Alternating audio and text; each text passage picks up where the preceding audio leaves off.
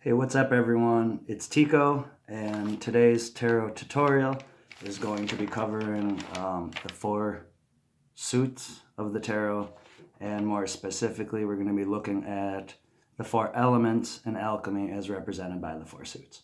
So if you're following along in your note-taking guide, the next page after spreads, we're going to be looking at the elements of suits.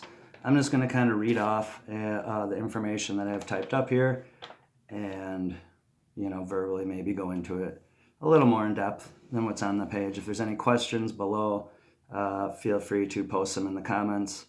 Also, be sure, if you haven't already downloaded the free tarot note guide, please do that so you can follow along. The next 2 videos are going to be focusing on alchemy and looking at the elements and using the elements. So for the first one here, we're just going to be talking about the very different suits, right? So, and I just dropped all my cards all over the table. So, we won't really need them anyways. I'll pick that up later. Okay, so 4 suits in the tarot. People that are reading tarot are familiar with that. People that aren't, we have the suit of wands, the suit of cups, the suit of swords, and the suit of pentacles, which is also sometimes called discs. Now, these are actually the precursors to playing cards, and they developed as wands turned into clubs, the swords became spades, hearts were the cups, and diamonds were the pentacles. Actually, the red ones, the diamonds and the pentacles, really correlate well with some of the meanings of the cards, right? So when we're looking at the elements representing the suits here, so each suit is in form of wands, cups, swords, and pentacles in the tarot deck corresponds with one of the 4 elements of alchemical magic, right? So in alchemical magic, when we're looking at the 4 elements, they weren't necessarily specifically speaking about like fire as it's burning here, this piece of paper, water as it might be raining, or earth as in dirt. These were symbolic elements, and they were called intelligences. They were believed to be conscious. They're the 4 manifestations that we see energy manifest on the earth plane. So then we use those symbol sets to kind of understand some of these elemental purposes. Even in shamanic journeying, one of the shamanic journeys is you can go to meet the element of, let's say, fire, or the element of water, the elemental that governs that, like on a different astral plane, right? So, these elements were considered conscious. They had their own, motives, responses to other elements, other stimuli around them, etc. They were considered the 4 conditions which energy can exist on Earth, right? So elemental fire was kind of what we would call like an overstate of matter, or this is the spiritual electricity which starts particles to form relationships, right? So it's that spark, it's that initiation. Again, if you're using like a shamanic symbol set, we could also see fire. We'll go into a little more depth of how these mean, but like, what is fire? Transmutation, heat, friction, all these elements match and correspond, or all these terms kind of match and correspond with the element, right? So if that's coming up in a card reading, and there's a lot of fire cards, we can, a lot of transmutation, a lot of friction, a lot of drive, a lot of passion, all these things involving the symbol set or archetype of fire, right? So fire is the overstate of matter. It's a spiritual electricity, right? The first plane of existence on like the tree of life. Elemental water then was the reaction or the receiving of the fire. That's the flowing of where these relationships of particles can manifest. And then air was the capacity to achieve these relationships, kind of like, the ether. And then earth, the element of earth, was the inorganic matter or material that spirit animates. So even on the tree of life, the Kabbalah, which I'm going to do as a totally not part of this guide, that's going to be its totally separate thing.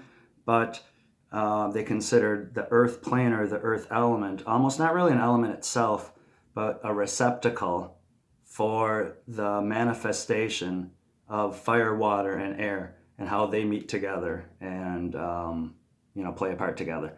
So in our physical world, then our matter, this is how these certain energies might materialize, or we can interact with them, right? Okay, so basically, and this will correspond a lot with as we start to explore the astrology behind the 4 elements. But fire and air are electricity; these are a yang energy. Water and earth, it's a magnetism; it's a yin energy. It's a receiving, right, or more flowing. Even though fire, air, outgoing, electrical, water, earth, magnetic, right? So when we're looking at the 4 suits, then going down here, I have some keywords that kind of go along as we're looking at the ace through 10 of each of these 4 suits. When we have fire or wands, when this shows up in a reading, we could say this is I utilize. Those are all utility cards. This is making something like happen or occur. I'm just going to read these keywords and kind of talk about it. It's will, our willpower, desire. So not emotional desire per se. That'd be cups, like a fantasy or daydream. This is like that burning desire, like I'm going to go get it. This is what makes you want to be like a go-getter, right? Fire is growth. It's inspiration. That electric, that aha moment. It's purpose behind action. In the fire cards, the meaning is in the experience, not in the form, right? Fire also represents self-growth, expanded awareness, enthusiasm, transmutation, challenges. It expresses the action of the will. We would say fire is hot, it's explosive, and it's consuming, right? So all those fire cards showing up, right? Hot, explosive, consuming. When we look at the suit of water, which is cups, the great keyword here is I feel. All the cups cards have to go along with our feelings, right? Or our emotional states. So these are cards that will really represent emotion or love. They're how we receive or respond to impulses. Again, those impulses of fire, maybe from other energies or other people. Cups, the water feeling. This is imagination. This is our relationship. This is relationships with others, relationships with ourselves, relationship with the world. It's an interconnectiveness, so that reflective piece. Water expresses action of the emotions.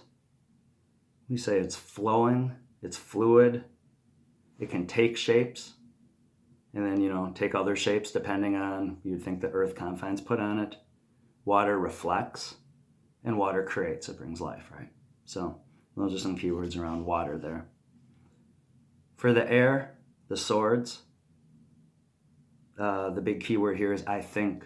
This is a sign of intellect. This is a sign of communication, right?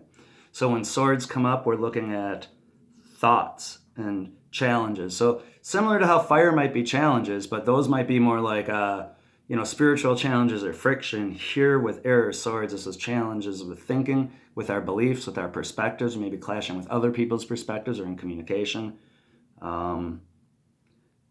Swords represent memories, organization, our judgments, our logic, our rationality. I kind of said our communication. You can think of the vibration of communication going through air. So there's a lot of that in there. Air expresses action through articulate thought. And the air can be quick, so like it changes quickly, inconsistent, and staying in motion. So similar to how breezes can blow around, those the tarot cards represented, the 1 through 10 of the swords, the air, embody some of those same things, right? They're quick, they're inconstant. Inconstant motion. That's what that should read, right? I said inconsistent motion. That could also be true. That maybe it's not going to last very long, and always right, inconstant motion. There isn't really, maybe there's a little period of stillness before the air, picks up again. It could be a light breeze or it could be a large gust, right? So that's how we kind of want to look at those. And then the last suit for Earth or Pentacles, keyword here is I invest. This is where we build and we put our energy into in order to see the physical manifestations, right, of these other three suits. Pentacle cards have to do with toil, with work. So when these ones show up, this is projects we're working on, work around the house, physical work, jobs that we go to, even roles that we might have around the house, like let's say parenting. Earth cards, the pentacles, have to do with sensation. So where our swords is how we think about something, or label it. Our water is how we felt about it. Our fire is how we experience it. The earth is literally the physical sensations of that, right? This is the fruits of our labor. We see that in our pentacles. So we get paid back for the things we grow, right? It's the ground for ideas to go. Physical experiences. The pentacle cards are about mastering matter and understanding the energy behind or underneath the matter. So then, how does earth express action? Earth, the pentacles express the action of the body, is solid, physical, resistant to change, and sensation-based. So anyone that knows about astrology and how those four or the signs break down into the elements can already see some of these characteristics or symbols getting played out, and we'll get into that, deeper. But so that's exploring the elements of suits. The next video is going to be looking at alchemical elemental relationships and how we can conceptualize that and then use those relationships to process or give meaning to someone's tarot reading. So there's your tarot tutorial for the day, and blessings.